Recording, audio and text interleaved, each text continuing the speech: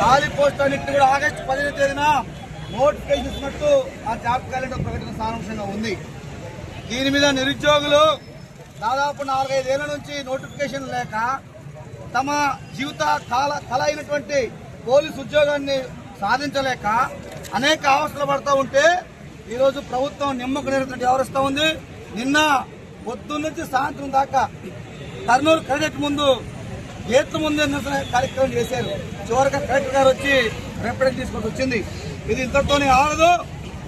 రేపు 30వ తేదీన విజయవాడ ధర్నా చౌక్ చేరుకుంటాం.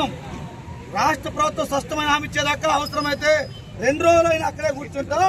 మా హామీ నెరవేర్చేదాకా మా పోరాటం ఆదరణటువంటిది మేము చెప్పదలుచుకున్నాం. రెండవది, మేము ఇంకో హెచ్చరిక చేస్తున్నాం ఈ ప్రభుత్వానికి. యువతతో నిరుద్యోగంతో పెట్టుకున్న ఏ ప్రభుత్వం కూడా సర్వే కాలేదు. అది రీసెంట్ గా ఢిల్లీ ఘటన మీకు చాలా స్పష్టంగా చెప్తుంది.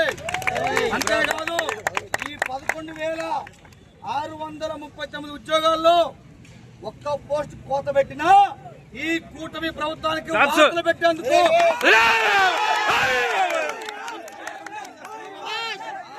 రాబోయే కాలంలో పోరాటానిదే కాలం, రాబోయే కాలం అంతా ఉద్యమాలదే. ఇప్పటికైనా లోకేష్ గారు, ముఖ్యమంత్రి గారు, హోంమంత్రి అనితమ్మ ముందుకొచ్చి ఈ ఉద్యోగ సంఘం తేల్చాలని చెప్పడుతున్నాం. రెండవది, వయోపరిమితి రెగ్యులర్. దురదృష్టం ఏంటంటే ఎవరైనా ఎమ్మెల్యేనో ఎంపీ చచ్చిపోతే 6 నెలలకు ఎన్నికలు పెడుతున్నారు. కానీ 4 ఏళ్ళైనా నోటిఫికేషన్ లేదు. మహోప్రభా అన్నా కూడా నోటిఫికేషన్ గురించి మాట్లాడే దిక్కోలేదు.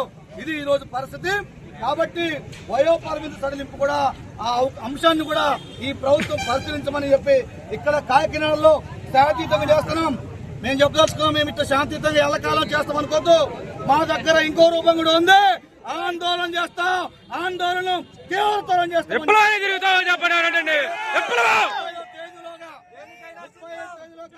రాకపోతే మాత్రం విజయవాడ నగరాన్ని దిగ్బంధం చేస్తాం నిరుద్యోగులతో అని చెప్పి ఈ సందర్భంగా తెలియజేస్తూ మా డిమాండ్లను, సమస్యలను పరిష్కారం చేయాలని చెప్పి సందర్భంగా తెలియజేస్తున్నాను.